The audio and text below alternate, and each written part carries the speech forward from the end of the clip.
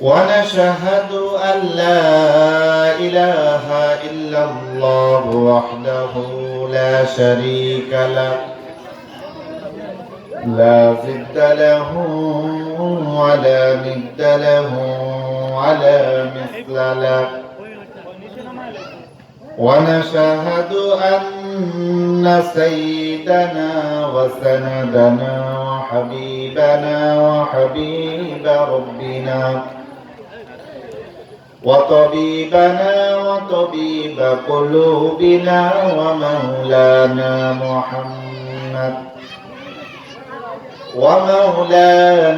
محمدا عبده ورسوله. أما بعد فأعوذ بالله من الشيطان الرجيم. بسم الله الرحمن الرحيم. والعصر إن الإنسان لفي خسر إلا الذين آمنوا وعملوا الصالحات وتواصوا بالحق وتواصوا بالصبر. وقال النبي صلى الله عليه وآله وسلم: كل أمتي يدخلون الجنة. قيل ومن أبى يا رسول الله؟ من أطاعني دخل الجنة ومن عصاني فقد أبى، أو كما قال النبي عليه الصلاة والسلام. মহান আল্লাহ জাল্লা শানুহুর দরবারে হাজার কোটি শুকরিয়া আদায় করে কৃতজ্ঞতা জ্ঞাপন করে যে মহান মনিব আমাদেরকে মাগরিবের নামাজের পরে দৌলতপুর স্বপ্নছোঁয়া ফাউন্ডেশন ও প্রবাসীদের উদ্যোগে আয়োজিত এই ইসলামী মাহফিলে আল্লাহ তাআলা আমাদেরকে আসার এবং বসার, কিছু কথা বলা এবং শোনার আল্লাহ তাআলা আমাদেরকে যে তৌফিক দিলেন, সুস্থ রাখলেন, হায়াতে তৈয়বা দান করলেন, এজন্য আমরা সকলেই সেই মহান মনিবের দরবারে অন্তরস্থল থেকে শুকরিয়া আদায় করি আলহামদুলিল্লাহ। লক্ষ কোটি দরুদ ও সালাম বিশ্ব মানবতার মুক্তির দূত, সর্বকালের সর্বশ্রেষ্ঠ মহামানব, সর্বশ্রেষ্ঠ মহানবী জনাবে মুহাম্মদ মুস্তাফা আহমদ মুস্তাফা সাল্লাল্লাহু আলাইহি সাল্লামের উপর সর্বোপরি শুকর যে আল্লাহ রাব্বুল আলামিন আমাদেরকে সুস্থ রাখছেন, স্বাভাবিক রেখেছেন এবং দ্বীনি মজলিসে দ্বীনি মাহফিলে উপস্থিত করে দিয়েছেন, এজন্য আবার শুকরিয়া আদায় করি আলহামদুলিল্লাহ। দৌলতপুর স্বপ্নছোঁয়া ফাউন্ডেশন ও যুব সমাজের উদ্যোগে ১ নম্বর বার্ষিকী মহাসম্মেলন। অত্র এই সম্মেলনের মাঝে এক জাক তরুণ যুবক গত 15 দিন ধরে দিন কি রাত পরিশ্রম করে আমাদেরকে সাথে নিয়ে, আমাদের পরামর্শ নিয়ে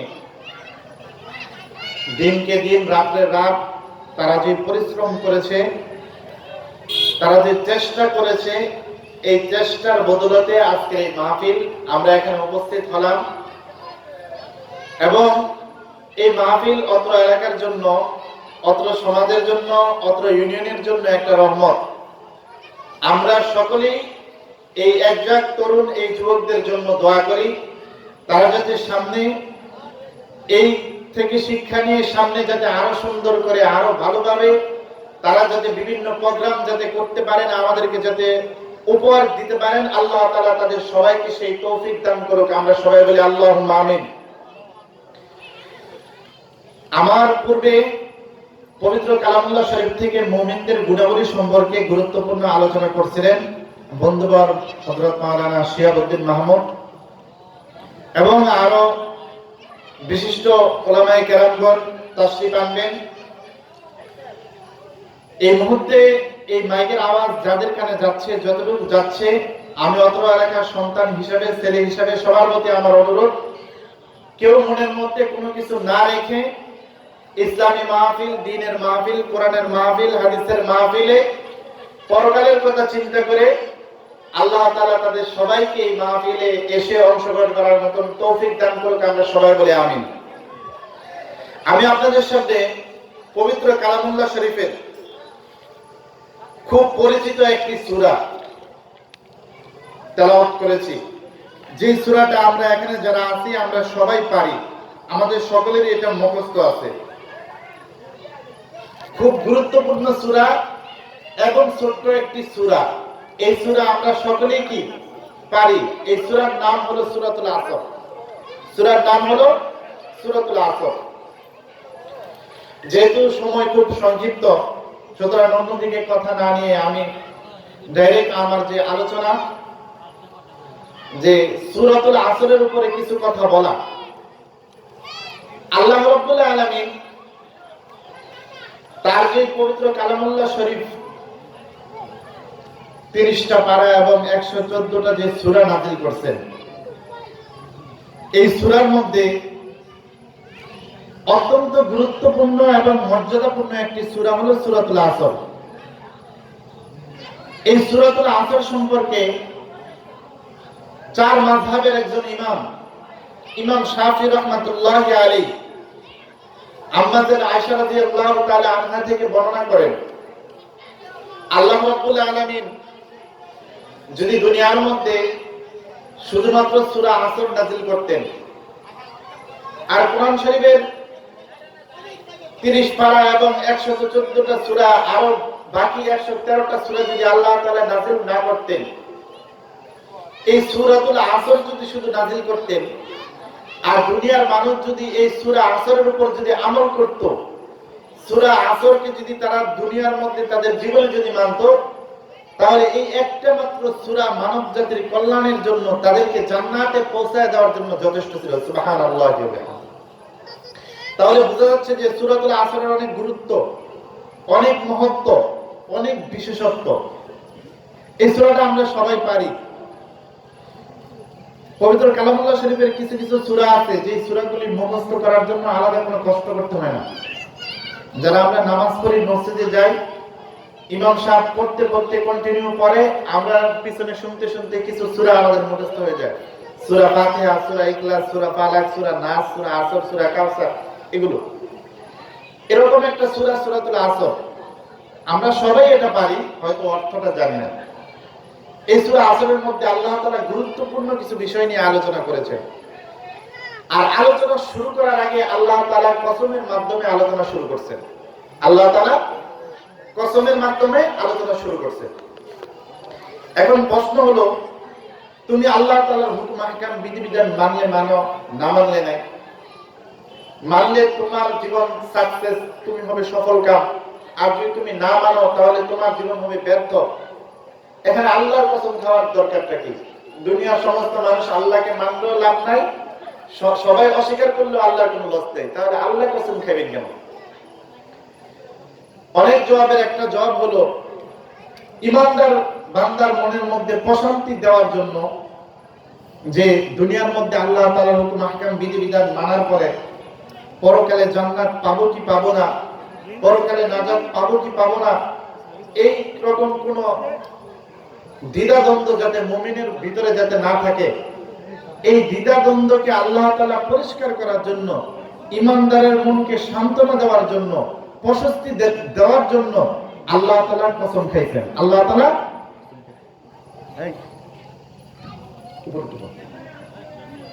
আল্লাহ রাব্বুল আলামিন সূরার প্রথম শুরুই করলেন কসমের মাধ্যমে। প্রথম শুরু করলেন কসমের মাধ্যমে। আল্লাহ তাআলা বলেন ওয়াল আসর, সময়ের শপথ, সময়ের কসম, সময়ের শপথ, সময়ের কসম। এই সময়টা আবার 3টা ভাগে বিভক্ত। একটা হলো অতীত, একটা হলো বর্তমান, একটা হলো ভবিষ্যৎ।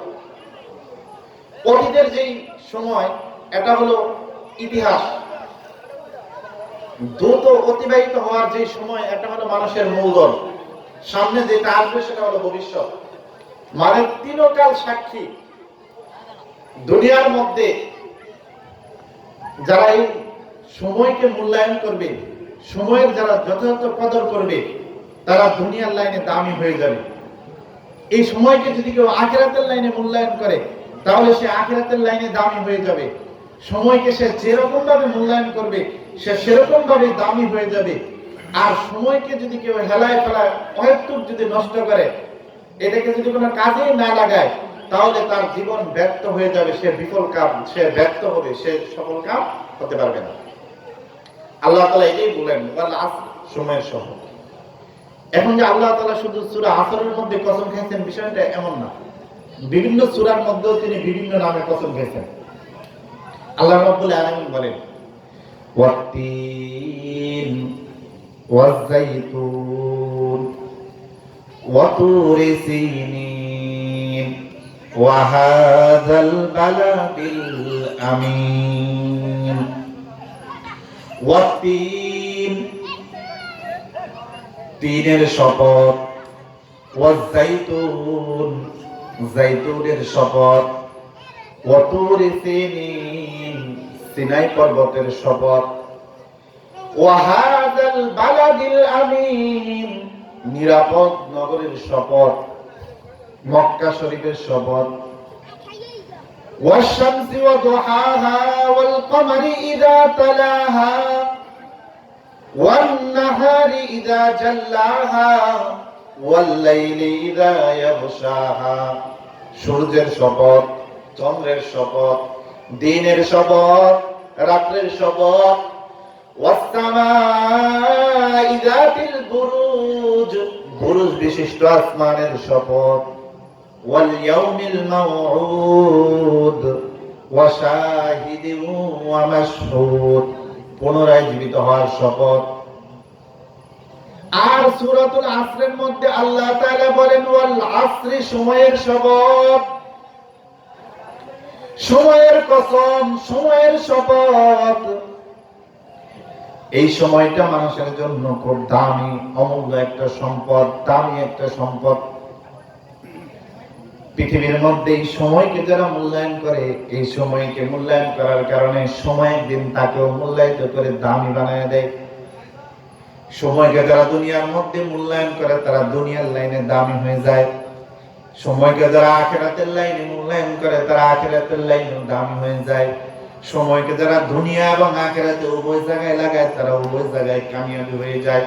আর সময়কে যারা হেলায় খেলায় জীবনের মধ্যে শেষ করে দেয়, সে কোনো দিক সফলতার মধ্যে দেখতে পারে না, সে ব্যর্থ, বিফল। আল্লাহ রাব্বুল আলামিন বলেন, ওয়াল আসর, সময়ের শপথ, কসম। দুনিয়ার মধ্যে মানুষ কসম খায়, শপথ করে।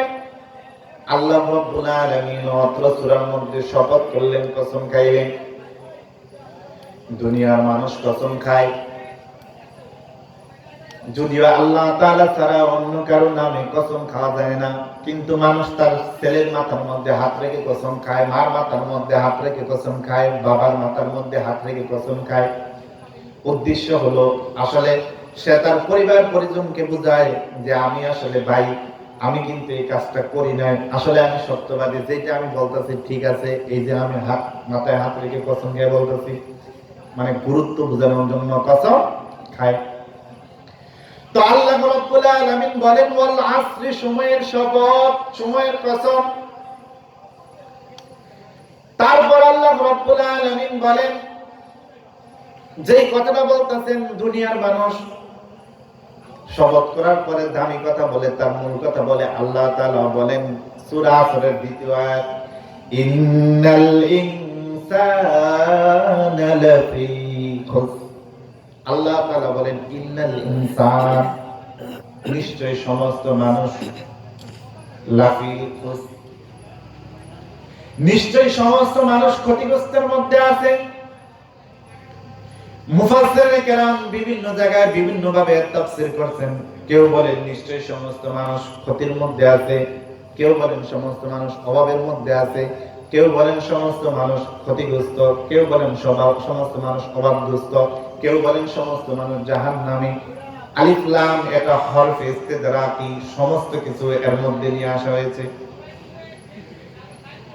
আল্লাহ তাআলা বলেন ইন্নাল ইনসানা লাফি খুসর, নিশ্চয় সমস্ত মানুষ ক্ষতিগ্রস্তের মধ্যে আছে।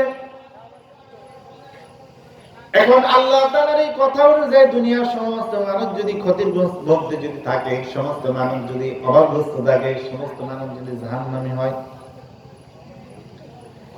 তাহলে এই যে দুনিয়ার মধ্যে আমরা আল্লাহ তাআলার হুকুম আহকাম বিধিবিধানগুলো মানি, এই যে দুনিয়ার মধ্যে আল্লাহ তাআলার হুকুম আহকাম বিধিবিধান আমরা পালন করি, এগুলো করার পরে আমাদের সবটা কি হবে বা এগুলোর পরে আমাদের এর প্রতিদান কি হবে? আল্লাহ তাআলা তো সর্বপ্রথমে বলছেন সবাই জাহান্নামী। যদি জাহান্নামী হই তাহলে দুনিয়ার মধ্যে এত কষ্ট করে আল্লাহর কাজ করার দরকারটা কি? আল্লাহ রাব্বুল আলামিন বলছে দুনিয়ার সমস্ত মানুষ ক্ষতিগ্রস্তের মধ্যে আছে, অভাবগ্রস্ত, সবাই জাহান্নামী। এদিক দিয়ে নবী করিম সাল্লাল্লাহু আলাইহি সাল্লাম একটা হাদিসের মধ্যে বলেন কুল্লু উম্মতি ইয়াদখুলুনাল জান্নাহ قيل ومن أبى يا رسول الله من أطاعني دخل الجنة ومن عصاني فقد أبى। এই হাদিসের মধ্যে নবী করিম সাল্লাল্লাহু আলাইহি সাল্লাম বলেন কুল্লু উম্মতি ইয়াদখুলুনাল জান্নাহ, নিশ্চয় আমার যত উম্মত আছে সমস্ত উম্মত জান্নাতি। সুবহানাল্লাহি ওয়া বিহামদিহি। নবী করিম সাল্লাল্লাহু আলাইহি সাল্লাম বলেন আমার যত উম্মত আছে সমস্ত উম্মত কি? জান্নাতি। আর সূরা আসরের এই 2 নম্বর আয়াতের মধ্যে এর ব্যাখ্যায় মুফাসসিরিনে কেরাম লিখছেন যে আল্লাহ তাআলা বলেন সবাই ক্ষতিগ্রস্ত, সবাই জাহান্নামী। এখন নবী বলতেছে একটা, আল্লাহ বলতেছে একটা, দুইজনের কথা মিলছে না বিপরীত হইছে? বিপরীত হইছে, দুই দিকে গেছে। তো আল্লাহ রাব্বুল আলামিন বলছেন যে সবাই ক্ষতিগ্রস্ত, এর আগে তিনি খাইছেন কসম, কথাটারে কি করছেন? গুরুত্ব বুঝাইছেন। তবে আল্লাহ তাআলা তার কথা শেষ করছেন না, তারপরে কথা রয়ে গেছে। এবং নবী করিম সাল্লাল্লাহু আলাইহি ওয়াসাল্লাম যে বলছেন যে আমার সমস্ত উম্মত জান্নাতি, এখানে নবীজির কথাও শেষ না, নবীজির কথাও কিছু রয়ে গেছে। আল্লাহ তাআলা তারপরে বলতেছেন ইল্লাল্লাযীনা আমানু ওয়া আমিলুস সালিহাতি ওয়া তাওয়াসাউ বিল হক ওয়া তাওয়াসাউ বিস সবর। ইল্লা, তবে, ব্যতীত, সবাই তো ক্ষতিগ্রস্ত, অভাবগ্রস্ত, সবাই জাহান্নামী, সবার জীবন শেষ, এটা ঠিক আছে। তবে 4 গুণওয়ালা মানুষ, 4টা গুণ যারা অর্জন করবে, এই 4টা গুণ এই ক্ষতিগ্রস্তের তালিকার মধ্যে থাকবে না, তারা এর থেকে বাদ থাকবে। মানে এই 4 গুণওয়ালা মানুষ সফল কাম হবে, 4 গুণওয়ালা মানুষ সফল কাম হবে। আর এই 4টা গুণ ছাড়া অন্য যত মানুষ থাকবে, অতীত, বর্তমান, ভবিষ্যৎ সমস্ত সময় সাক্ষী, তারা তাদের জীবন ব্যর্থ হবে, তাদের জীবন ব্যর্থ হবে। তা আল্লাহ তাআলা এই 4টা গুণের মধ্যে প্রথম গুণ বলেন ইল্লাল্লাযীনা আমানু। এই 4টা গুণের মধ্যে 1 নম্বরে হলো যেই মানুষগুলো এই ক্ষতিগ্রস্তের তালিকা থেকে বেঁচে থাকবে, বেঁচে থাকার 1 নম্বর মানুষ হলো যারা আমি আল্লাহ তাআলার উপর ঈমান আনে। এই শ্রেণীর মানুষ যারা আল্লাহ তাআলার প্রতি কি আনে? ঈমান আনে। ঈমানটা কি? এই যে আমার বাবা মুসলমান, দাদা মুসলমান, 14 গোষ্ঠী মুসলমান, আমি মুসলমান, আমি নিজের মুসলমান বলে দাবি করে বসে আছি আমি ঈমানদার, এমন ঈমানদার না। এটা ঈমানদারের কোনো পরিচয় না। 3টা বিষয়ের সমন্বয়ে ঈমান, 3টা বিষয়ের সমন্বয়ে ঈমান। তাসদীক বিল জানান, আমাল বিল আরকান, ইকরার বিল লিসান। মুখে স্বীকার করা, অন্তরে বিশ্বাস করা, কাজে পরিণত করার নাম হচ্ছে কি? ঈমান। মুখে স্বীকার করা, আল্লাহ তাআলাকে স্বীকৃতি দেওয়া, কাজে পরিণত করা, অন্তরে বিশ্বাস করা। এখন এর মধ্যে এই 3টার মধ্যে একটাও যদি কারোর মনের মধ্যে অনুপস্থিত থাকে, সে ঈমানদার না, সে ঈমানদার না। মনে করেন একজন মুখে স্বীকার করলো যে আল্লাহ তাআলা এক, তার হুকুম এক, তার বিধিবিধান এক, সব এক, কিন্তু সে জীবনও আল্লাহর কোনো বিধিবিধান মানে না, তাহলে তার কথার সাথে কাজের মধ্যে কি হয়েছে না? মিলেছে না। আবার একজন আল্লাহর বিধিবিধানও মানে, স্বীকারও করে, কিন্তু অন্তর থেকে সে কি করে না? বিশ্বাস করে না। অনেকে তো মনে করে যে কালিমা বললেই মনে মুসলমান হয়ে যায়, কালিমা বললেই ঈমানদার, মুসলমান।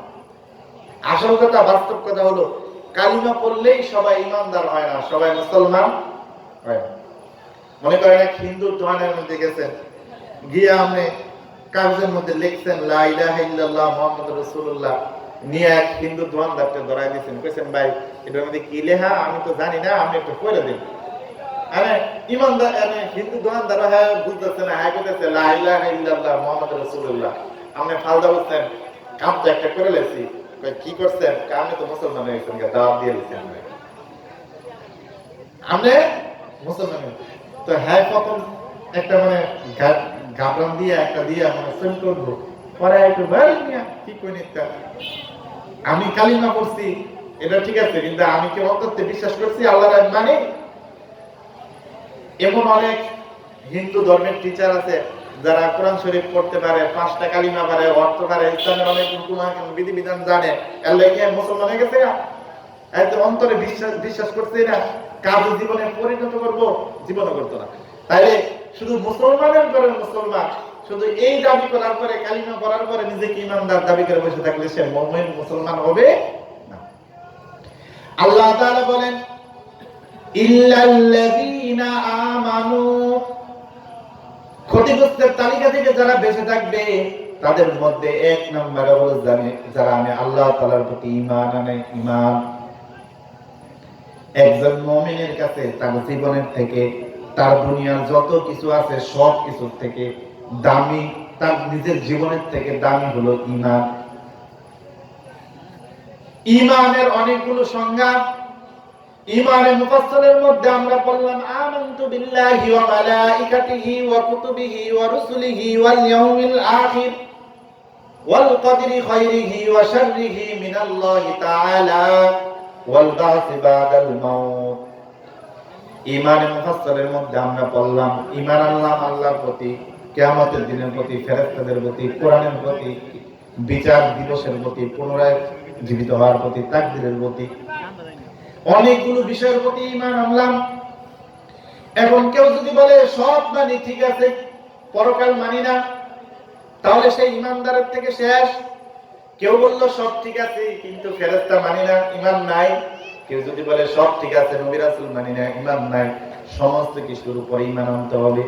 একজন মুমিনকে যদি একবারে তাকে ধরে তার মাথার সামনে যদি, তার গলার সামনে যদি ছুরি ধরে যদি বলা হয় এই মুহূর্ত থেকে তুমি ঈমান থেকে ফারিক হও, তোমার ঈমান ছেড়ে দাও, না হলে তোমাকে জবাই করা হবে, বিশাল অগ্নিকুণ্ড দিয়া তারপর যদি বলে এই মুহূর্ত থেকে তুমি যদি আল্লাহর সাথে শিরিক না করো তোমাকে এই অগ্নিকুণ্ডের মধ্যে দেওয়া হবে। আল্লাহু আকবার, একবারে জীবন মৃত্যুর সম্মুখীনে দাঁড়ায় আল্লাহু আকবার,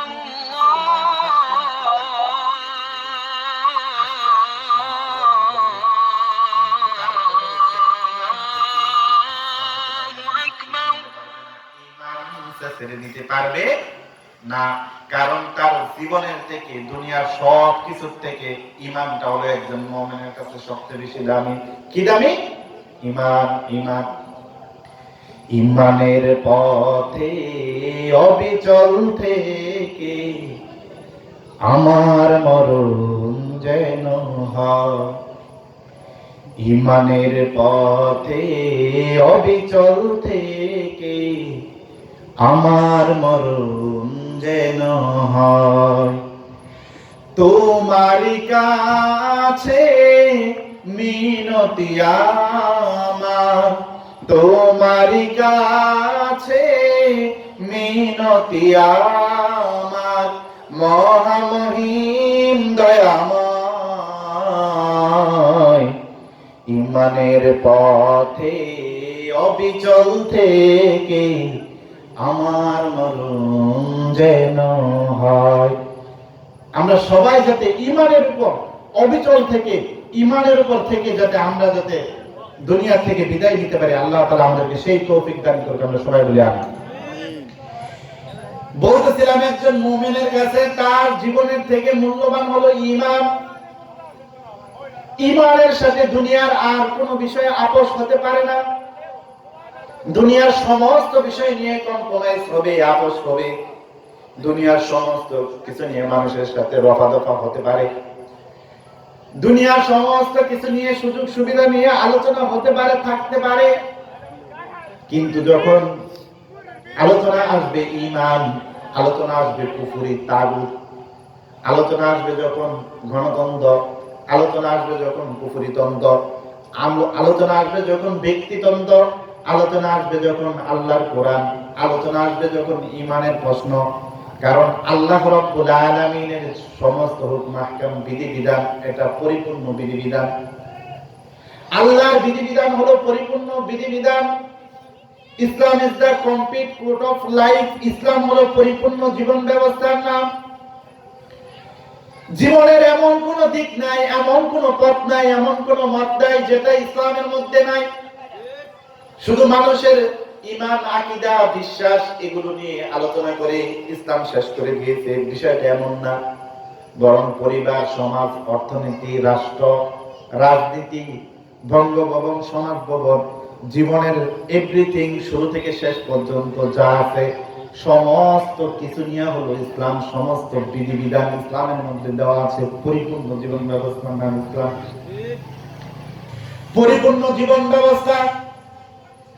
এখন যদি ইসলামের কিছু মানে কিছু যদি বাদ দিয়ে দেই, কোরআনের কিছু হুকুম আহকাম বিধিবিধান মানলাম, আর কিছু হুকুম আহকাম বিধিবিধান মানব রচিত তন্ত্রমন্ত্রের উপর ছেড়ে দিলাম, ব্যক্তি আদেশের উপর ছেড়ে দিলাম, ব্যক্তির উপর ছেড়ে দিলাম, তাহলে ইসলামের মধ্যে পরিপূর্ণ থাকলাম না অর্ধেক থাকলাম? কি থাকলাম? অর্ধেক থাকলাম। মসজিদের মধ্যে এক পাও, মসজিদের বাহিরে আরেক পাও। সে যেমন পরিপূর্ণ মসজিদে ঢুকতে পারে নাই, জীবনের সমস্ত ক্ষেত্রে যে ব্যক্তি ইসলামের হুকুম আহকাম বিধিবিধান মেনে নিতে রাজি হবে না, কোরআনের শাসন, কোরআনের আইন মেনে নিতে রাজি হবে না, কোরআনের বিধিবিধান মেনে নিতে রাজি হবে না, সেও পরিপূর্ণ ঈমানদার মুসলমান হতে পারে না। এজন্য আল্লাহ রাব্বুল আলামিন বলেন, ইয়া আইয়ুহাল্লাযীনা আমানু দুখুলু ফিস-সিলমি কাফা ওয়া লা তাত্তাবিউ খুতুওয়াতিশ শাইতান ইন্নাহু লাকুম আদুউম মুবিন। আল্লাহ রাব্বুল আলামিন বলেন, ইয়া আইয়ুহাল্লাযীনা আমানু, হে ঈমানদারগণ, ও হে ঈমানদার, উদখুলু ফিস-সিলমি কাফা, তোমরা পরিপূর্ণভাবে ইসলামে প্রবেশ করো, পরিপূর্ণভাবে ইসলামের মধ্যে দাখিল হও। ওয়া লা তাত্তাবিউ খুতুওয়াতিশ শাইতান, এবং তোমরা শয়তানের পদঙ্ক অনুসরণ করিও না। শয়তানের যেই দেখানো পথ এবং মত, এই মতে তোমরা চলিও না। ইন্নাহু লাকুম আদুউম মুবিন, নিশ্চয়ই শয়তান হলো তোমাদের প্রকাশ্য শত্রু, প্রকাশ্য দুশমন। শয়তান হলো প্রকাশ্য শত্রু, প্রকাশ্য দুশমন। অন্য আয়াতে আল্লাহ বলেন, ইন্না কাইদা শাইতানি আযীম, মানুষের যে শয়তানি, এই শয়তানিটা হলো প্রকাশ্যে না। শয়তানের যে শয়তানি এটা হলো প্রকাশ্যে শয়তানি, মানুষের শয়তানিটা হলো গোপন। কারণ মানুষ দেখতে আমার ভালো চায়, দেখতে সে আমার সাথে সবকিছু আছে, কিন্তু তার অন্তরে অন্য কিছু থাকতে পারে। কিন্তু শয়তানের যে কাজ এটা একবারে প্রকাশ্যে, সে হলো প্রকাশ্যে শত্রু। আর মানুষ যদিও মানুষকে ভালো পথের দিকে আহ্বান করে, কিন্তু অনেক সময় তার মনের মধ্যে খারাপ কিছু রাখে। শয়তান আমাকে ডাইরেক্ট কুফরি করাতে পারবে না, শয়তান আমাকে ডাইরেক্ট খারাপ কাজ করাতে পারবে না, সে মন থেকে নফসের মাধ্যমে আমাকে প্ররোচনা দিবে। কিন্তু আরেকজন মুমিন নামদারি আরেকজন মানুষ এসে আমার সাথে চলে, সবকিছু ঠিক আছে, সে এসে আমাকে প্রকাশ্যে খারাপের দিকে নিয়ে যেতে পারবে। প্রকাশ্যে সে আমাকে ঈমানের দিক থেকে কাফেরের দিকে, আমাদেরকে কুফরির দিকে আহ্বান করতে পারবে। প্রকাশ্যে সে আমাকে কুফরির দিকে।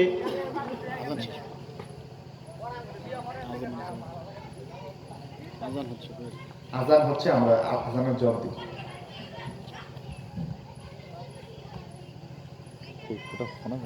অনেক দূরে, হ্যাঁ হ্যাঁ অনেক দূরে। নামাজ কাট এখন। কি কর আমাদের যেমন 25 মধ্যে চলতে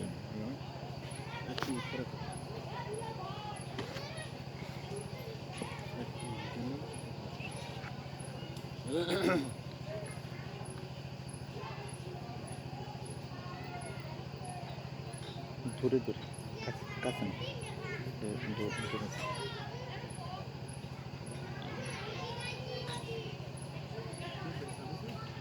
সরি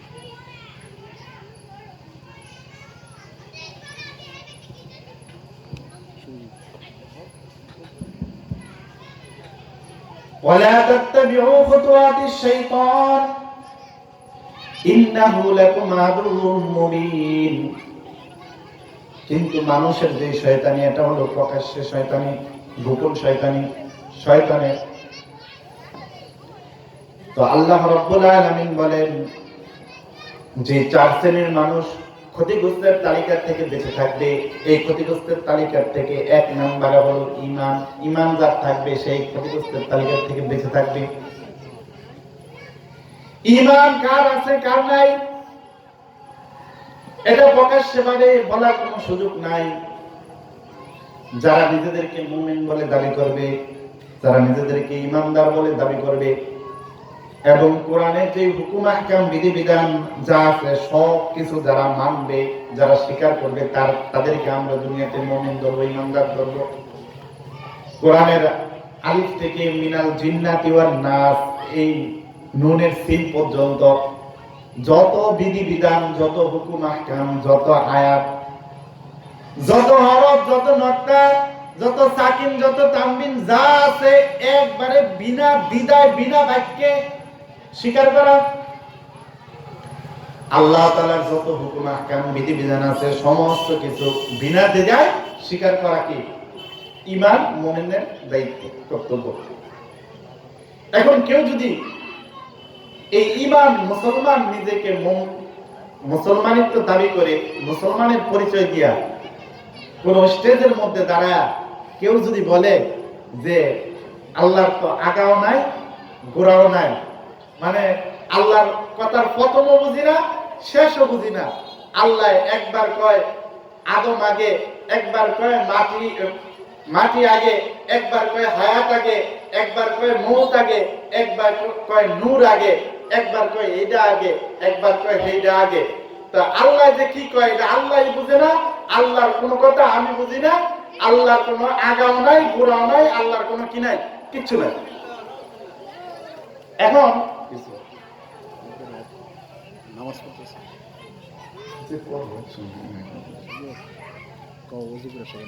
অজু করে আমরা সবাই নামাজের জন্য তৈরি হই।